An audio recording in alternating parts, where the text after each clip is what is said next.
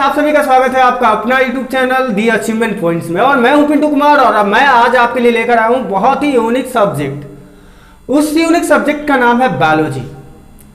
तो आज का जो क्लास है हमें पूर्ण विश्वास है कि ये आपके लिए बहुत ही यूनिक होने वाला है, क्योंकि आज का जो टॉपिक है बायोलॉजी के अंतर्गत वो भी काफी यूनिक टॉपिक है। इसलिए मैं श्योर हूं कि यह जो टॉपिक है आपके लिए बहुत ही यूजफुल होने वाला है। तो आइए स्टार्ट करते हैं। और यह मेरा पहला वीडियो है। अगर यह मेरा पहला वीडियो आपको अच्छा लगे तो प्लीज मेरे इस चैनल को सब्सक्राइब करें, सपोर्ट करें, ताकि हम और भी अच्छे वीडियो आप तक ला सकें। हमारी जो चैनल है यह हमारे इंस्टीट्यूट के नाम से है, हमारी कोचिंग संस्था के नाम से है। और हमारे कोचिंग में बहुत सारे ऐसे टीचर हैं जो अपने सब्जेक्ट में निपुण हैं। उसी में से मैं हूं, यानी कि मैं पिंटू कुमार। मैं आज के लिए आपके लिए लेकर आया हूं जीव विज्ञान।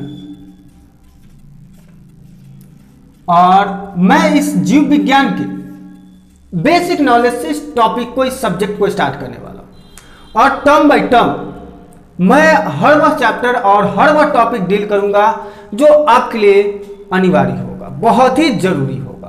तो आप हमारे साथ ऐसे ही बने रहें। तो आइए स्टार्ट करते हैं सबसे पहले जीव विज्ञान को। और जीव विज्ञान में सबसे पहले मैं इंट्रो करवाता हूं। सबसे पहले मैं इंट्रोडक्शन करवाता हूं जीव विज्ञान से कि जीव विज्ञान क्या है। यह सबसे पहले आपको जानना जरूरी है। देखिए, किसी भी सब्जेक्ट को आप पढ़ते हो तो पढ़ने के साथ साथ आपको उस चैप्टर के या उस सब्जेक्ट का बेसिक नॉलेज होना अनिवार्य है, क्योंकि विदाउट बेसिक नॉलेज के आप पूर्ण रूप से उस सब्जेक्ट को नहीं जान सकते हो। तो आइए सबसे पहले जीव विज्ञान का हम इंट्रोडक्शन आपको करवाते हैं कि जीव विज्ञान है क्या। ठीक है, तो देखिए मैं इसका डेफिनेशन लिखता हूं कि विज्ञान की, जीव विज्ञान किसकी शाखा है? तो विज्ञान की शाखा है ना जी, विज्ञान की शाखा है। तो विज्ञान की वह शाखा, विज्ञान की वह शाखा जिसके अंतर्गत जीव जंतुओं का अध्ययन किया जाता है। जीव जंतुओं का अध्ययन किया जाता है, अध्ययन किया जाता है वह जीव विज्ञान कहलाता है। वह जीव विज्ञान कहलाता है।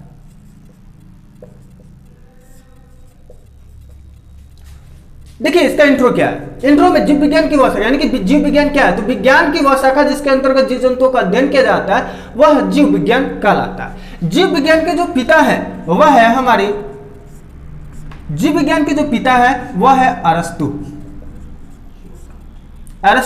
यानी कि अरस्तु जो है वह फादर है जीव विज्ञान के। बायोलॉजी के जो फादर है वह अरस्तु ही है। ठीक है,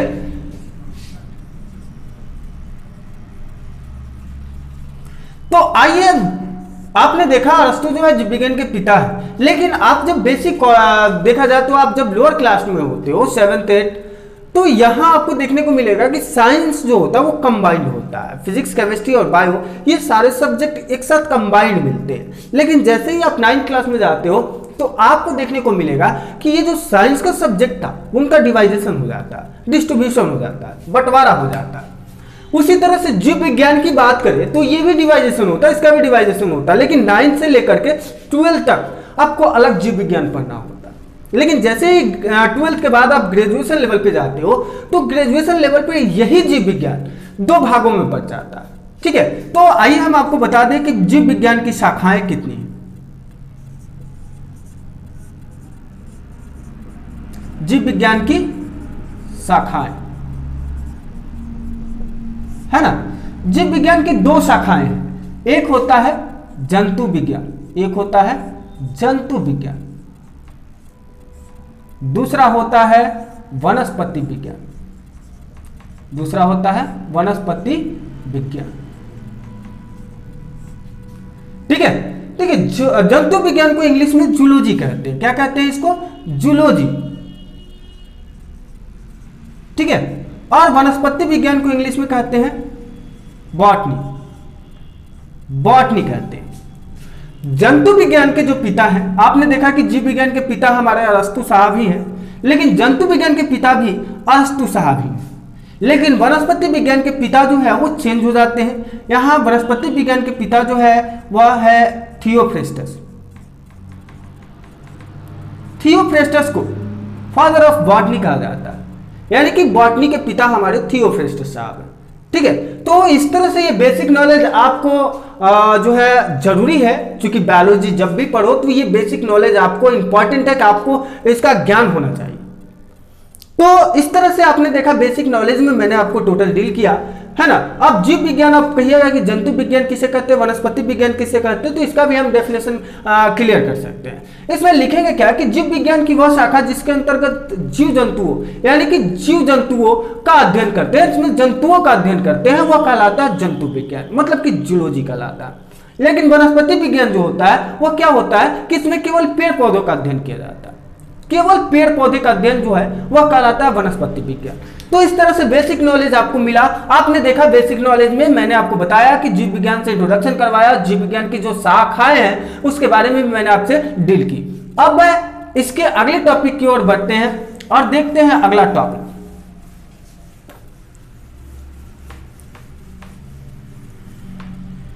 इसके अगले टॉपिक की ओर हम चलेंगे तो हम आज आपके लिए लेकर आए हैं आपका यूनिक टॉपिक जिसका नाम है जैव प्रक्रम, जिसको इंग्लिश में कहते हैं लाइफ प्रोसेसेस। लाइफ प्रोसेसेस, ठीक है, इसके बारे में हम जानेंगे। अब बात आती है कि जैव प्रक्रम है क्या, ये क्या है। तो बाबू इसका हम डेफिनेशन बहुत ही इजीली दे सकते हैं। क्या लिखेंगे कि वे सारी क्रियाएं जिनके द्वारा जीवों का अध्ययन किया जाता है। किसका? जीवों का। सॉरी वे सारी क्रियाएं जिनके द्वारा जीवों का अनुरक्षण होता है वे क्या कहलाते हैं? वे जैव प्रक्रम कहलाता है। वे जैव प्रक्रम कहलाते हैं। वे सारी क्रियाएं जिनके द्वारा जीवों का बचाव होता है, अनुरक्षण होता है, वे सारी क्रियाएं जैव प्रक्रम के अंतर्गत आती है। लेकिन बात आपको चल रहा होगा माइंड में कि सर कौन कौन सी क्रियाएं हैं जो जैव प्रक्रम के अंतर्गत आती है। तो सबसे पहले अगर हम देखें तो सबसे पहला जो हो जाएगा वो हो जाएगा पोषण, उसके बाद होगा श्वसन, रेस्पिरेशन, न्यूट्रिएंट्स, उसके बाद हम लिखेंगे उत्सर्जन, ये भी जो है इसके अंतर्गत आने वाला चैप्टर है, टॉपिक है, ठीक है। उसके बाद हम लिखेंगे क्या? तो परिवहन, ट्रांसपोर्टेशन। इसके बाद हम पढ़ेंगे इसमें जनन यानी कि रिप्रोडक्शन। ये सारी क्रियाएं सभी मिल करके किसका निर्माण करते हैं? लाइफ प्रोसेस का निर्माण करते हैं, यानी कि जैव प्रक्रम का निर्माण करते हैं, ठीक है। अगर सजीवों में ये सारी क्रियाएं नहीं होंगे तो सभी सजीव जो है, कोई भी जीव हमारी पृथ्वी पर जीवित नहीं रह सकते।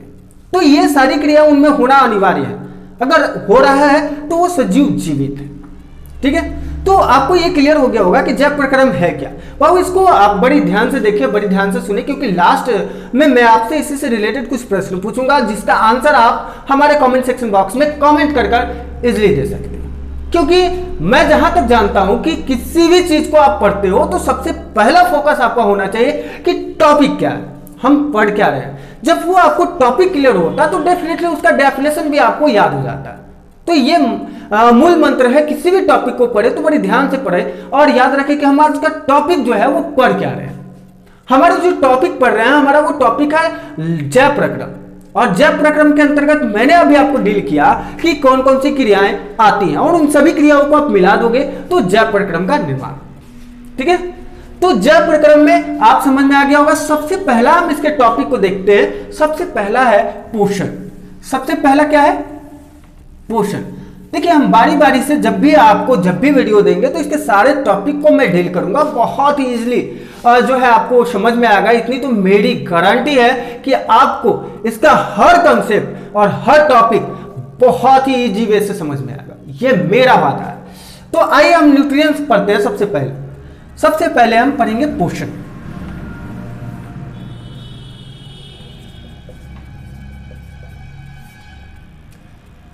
सबसे पहले हम पढ़ेंगे पोषण। लेकिन एक बात अब हमें बताइए कि पोषण को इंग्लिश में क्या कहते हैं। न्यूट्रिएंट्स जो मैंने कई बार रिपीट भी किया, ठीक है। तो आइए हम इसको लिखते हैं, न्यूट्रिएंट्स। अब बात आती है कि सर ये पोषण होता क्या है, इसका डेफिनेशन हम कैसे डिफाइन कर सकते हैं। तो इसका डेफिनेशन हम इजीली डिफाइन कर सकते हैं कि वह विधि जिसके द्वारा जीव पोषक तत्वों को ग्रहण करता है, यानी कि वह विधि जिसके द्वारा जीव क्या ग्रहण करेगा, पोषक तत्वों को। किसको ग्रहण करेगा, पोषक तत्वों ग्रहण कर उनका उपयोग करते हैं, वह क्या कहलाता है, उपयोग करते हैं, वह पोषण कहलाता है,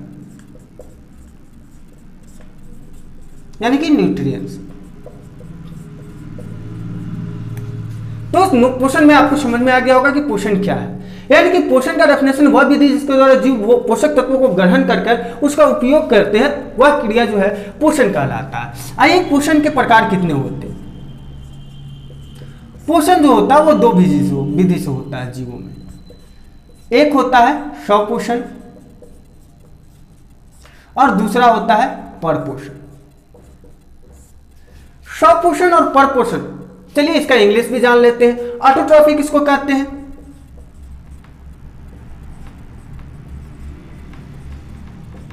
और इसको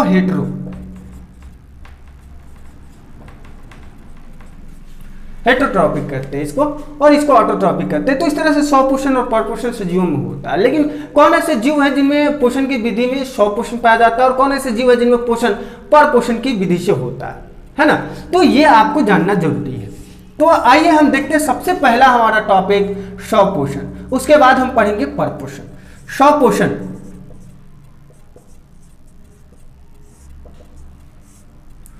वैसे जीव, इसका डेफिनेशन दे सकते हैं कि वैसे जीव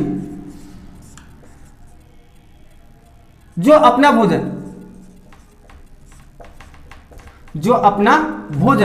स्वयं संश्लेषित करते हैं, स्वयं संश्लेषित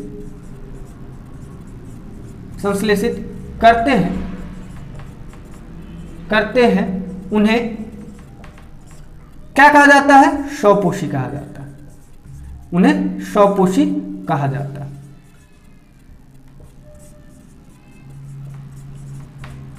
इजीली आप समझ सकते हैं कि वैसे जीव जो अपना भोजन स्वयं संश्लेषित करते हैं, वैसे जीव को हम कहते हैं ऑटोट्रॉफिक जीव, यानी कि एनिमल, यानी कि स्वपोषी जीव कहते हैं।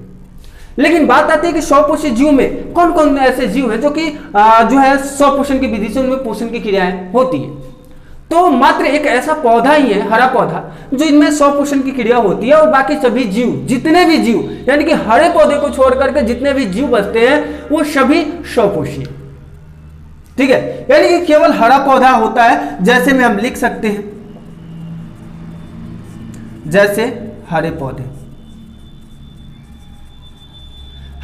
क्या है, तो स्वपोषी। हरे पौधे क्या है, स्वपोषी। आइए तो स्वपोषी में हरे पौधे स्वपोषी कैसे कहलाएंगे, क्यों कहलाएंगे, इसके बारे में मैं आपको डील कर देता हूं। इसके बाद हमारा टॉपिक रहेगा परपोषण।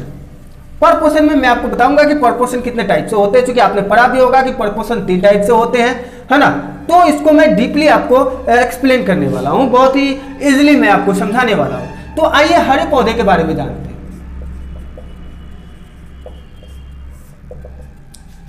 ग्रीन प्लांट्स, देखिए हरे पौधे जो होते हैं इनमें प्रकाश संश्लेषण की क्रिया की मदद से भोजन बन पाता है ना। तो सबसे पहले हम उस क्रिया को जानेंगे जिस क्रिया के द्वारा पेड़ पौधे भोजन को बनाते हैं, ठीक है। तो हरे पौधे में सबसे पहला हम पढ़ेंगे प्रकाश संश्लेषण।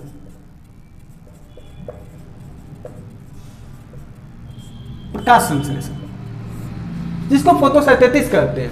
तो प्रकाश संश्लेषण आखिर पौधों में कैसे होता है, ये आपको जानना जरूरी है। देखो क्या होता है कि हर जीव, सबसे पहले तो प्रकाश संश्लेषण का डिफिनेशन लिख लेते हैं। लिखेंगे क्या कि पेड़ पौधा सूर्य के प्रकाश की उपस्थिति में जिस विधि द्वारा क्या करते हैं, भोजन बनाते हैं, जिस विधि द्वारा भोजन बनाते हैं उसे प्रकाश संश्लेषण कहते हैं,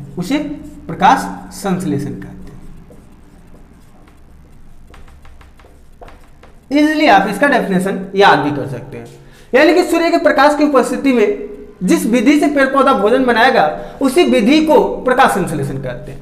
ठीक है, यानी कि फोटोसिंथेसिस कहते हैं। अब बात आती है कि प्रकाश संश्लेषण आखिर किस किस चीजों की रिक्वायरमेंट होती है। आप नॉर्मली आपने देखा होगा कि जब आपके घर में भी भोज्य पदार्थ बनता है, अगर आपको चावल दाल सब्जी बनाना है तो उसी के अनुरूप अकॉर्डिंग रिक्वायरमेंट होती है भोज्य पदार्थ की। चावल भी चाहिए, दाल भी चाहिए, सब्जी भी चाहिए, और उसको बनाने के लिए पानी भी चाहिए और साथ ही साथ ऊष्मा भी चाहिए।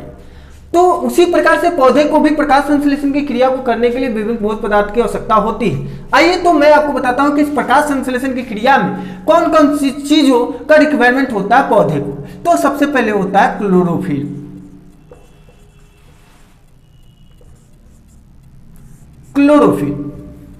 ठीक है, सबसे पहले क्लोरोफिल, उसके बाद सूर्य का प्रकाश, उसके बाद CO2, उसके बाद क्या होगा, जल खनिज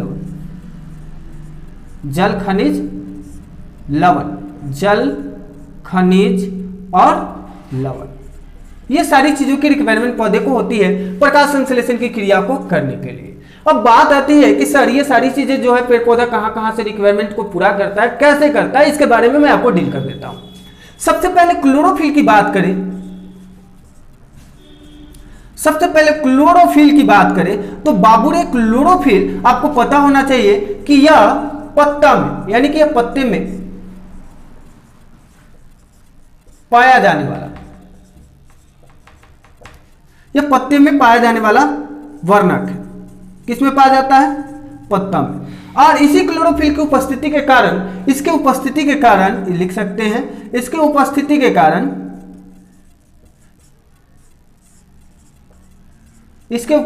कारण पौधों में पत्तियों का रंग क्या होता है, पत्तियों का रंग हरा होता है। इसकी उपस्थिति के कारण पौधे में पत्तियों का रंग हरा होता है। ठीक है, क्या होता है, हरा होता है। यानी कि इसी क्लोरोफिल की उपस्थिति के कारण पौधा का पत्तियों का रंग क्या होता है, हरा होता है ना। इसमें बहुत ही, चूंकि इसके उपस्थिति बहुत ही अनिवार्य है, क्योंकि अगर ये उपस्थित नहीं होगा तो पेड़ पौधे में प्रकाश संश्लेषण की क्रिया नहीं होगी, पेड़ पौधा अपना भोजन नहीं बना पाएगा। तो क्या इंपॉर्टेंस है इसके बारे में मैं आपको यहां डील कर देता हूं। ठीक है, तो इसको डील करने के लिए सबसे पहले मैं आपको बता दूं कि एक छोटा सा स्ट्रक्चर लेता हूं मैं पत्ती का।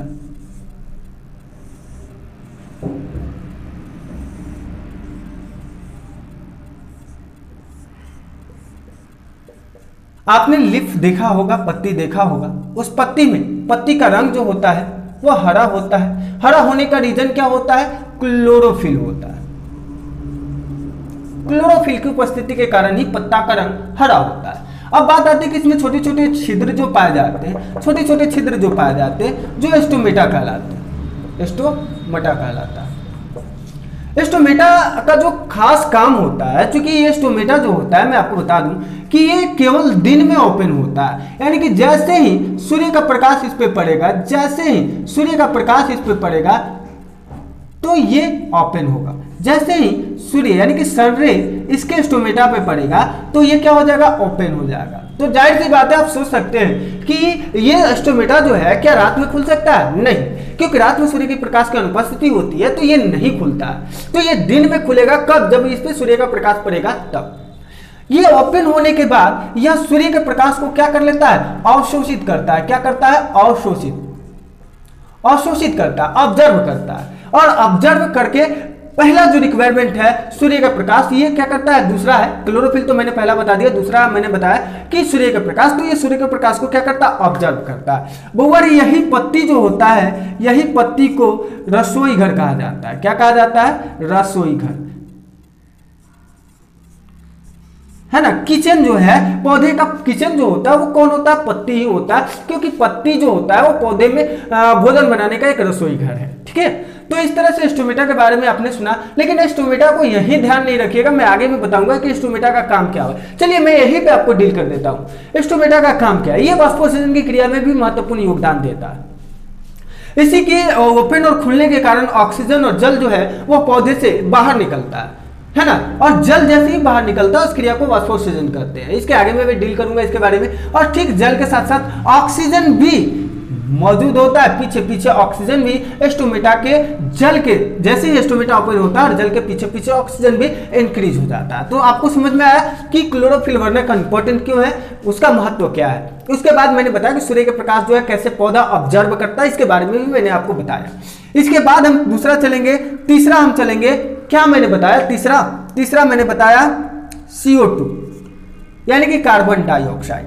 CO2 जो है आप देखेंगे क्या कि मनुष्य जो है श्वसन की क्रिया करता है, क्योंकि विदाउट श्वसन के शरीर में क्या होगा, ऊर्जा का उत्पादन नहीं होगा। तो क्या होगा, जैसे ही श्वसन की क्रिया होती है तो श्वसन में ऑक्सीजन ग्रहण करता है और CO2 इंक्रीज करता है। तो ये CO2 इंक्रीज जो करता है, चूंकि ऑक्सीजन किससे ग्रहण करता है, प्लांट से, यानी कि पेड़ पौधा ऑक्सीजन देता है तो हम उसे ग्रहण करते हैं और उस पर रासायनिक हमारे शरीर के अंदर केमिकल रिएक्शन होता है, जिसके कारण वह उत्सर्जित पदार्थ के रूप में कार्बन डाइऑक्साइड हमारे शरीर में बनता है, जो पुनः नासिक छिद्र से बाहर आ जाता है। अगर यह CO2 हमारे शरीर में रह जाए तो किसी भी सजीव का जीना संभव नहीं है।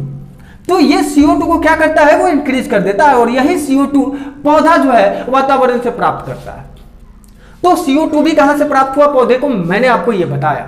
लास्ट जो है जल खनिज लवण की बात करें तो जो चौथा हमारा रिक्वायरमेंट है पौधे का, तो वह है जल खनिज लवण, वह है जल खनिज और लवण।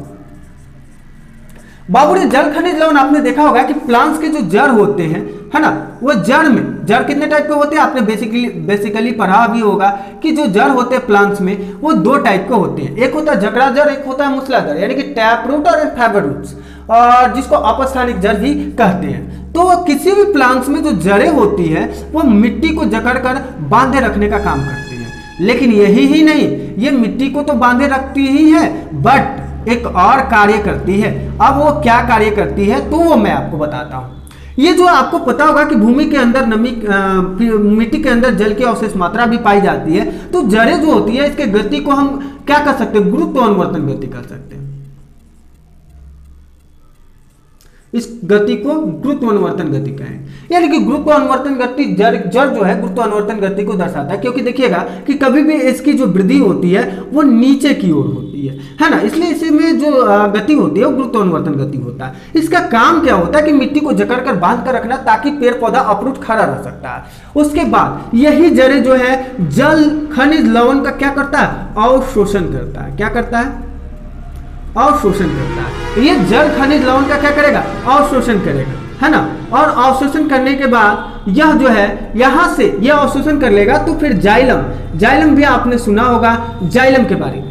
जाइलम क्या करेगा कि अवशोषित जल को संवहन करने का काम करेगा, यानी कि इस जल को पौधे के पत्तियों तक पहुंचाने का काम जो है वह जाइलम का होता है। इस तरह से मैंने आपको बताया कि जल खनिज लवण कैसे ऑब्जर्व होता है। तो जितने भी प्रकाश संश्लेषण की क्रिया में रिक्वायरमेंट थी पौधे को भोज्य पदार्थ को बनाने के लिए, प्रकाश संश्लेषण की क्रिया को करने के लिए, उनमें जिन जिन चीजों की रिक्वायरमेंट थी मैंने आपको डील किया कि किस किस प्रकार से पौधा उन चीजों की रिक्वायरमेंट को पूरा करता है ना। यानी कि कौन कौन सी चीजों की रिक्वायरमेंट थी, तो क्लोरोफिल वर्णक, उसके बाद सूर्य का प्रकाश, उसके बाद जल खनिज लवण और CO2 मतलब कि कार्बन डाइऑक्साइड। तो इस तरह से मैंने इसको डील किया। अब जो है अगले टॉपिक में अगले वीडियो में मैं मिलूंगा। इसके पहले मैंने आपको शुरू में ही कहा था कि मैं अंत में आपसे जरूर एक नहीं 5 प्रश्न करूंगा, जिसका आप आंसर हमारे कमेंट सेक्शन में देंगे। सबसे पहला क्वेश्चन है कि वनस्पति विज्ञान के पिता कौन है, who is the father of botany. दूसरा क्वेश्चन है कि जंतु विज्ञान के पिता कौन है, who is the father of biology. Sorry zoology. उसके बाद हमें बताना है तीसरा क्वेश्चन जो है कि पेड़ पौधे में प्रकाश संश्लेषण की क्रिया को करने के लिए किन किन चीजों की रिक्वायरमेंट होती है। ठीक है, तीसरा क्वेश्चन आपको हुआ। चौथा क्वेश्चन आपके लिए है कि पौधों में जो जड़ की गति होती है वो कौन सी गति होती है। चौथा क्वेश्चन आपने देखा। उसके बाद आपको बताना है कि जो स्टोमेटा होता है पौधों में ये कब ओपन होता है, खुलता कब है। तो ये 5 क्वेश्चन आपके लिए हैं और आशा है कि यह जो टॉपिक है आपको बहुत ही इजीली समझ में आया होगा। अगर आपको समझ में आया होगा तो आपसे हम्बल रिक्वेस्ट है कि आप कमेंट सेक्शन में कमेंट करें और साथ ही साथ हमारे इस चैनल को आपके योगदान से, यानी कि आप हेल्प करेंगे तभी जाकर के ये राइज करेगा। मुझे पूर्ण विश्वास है कि आपको अच्छा लगेगा, तो आप इस चैनल को जरूर सब्सक्राइब करेंगे। आपसे हम्बल रिक्वेस्ट है, तो जरूर कमेंट करें कि आपको आज का वीडियो कैसा लगा। और ठीक मैं इसके बाद इसके अगले टॉपिक को आपके सामने डील करूंगा, क्योंकि आप हौसला दोगे तभी हम उड़ पाएंगे, अन्यथा हम कुछ नहीं है। तो ऐसे ही हमारे साथ बने रहे। मिलते हैं अगले टॉपिक के साथ अगले वीडियो में। तब तक के लिए best of luck, bye, take care, see you again soon.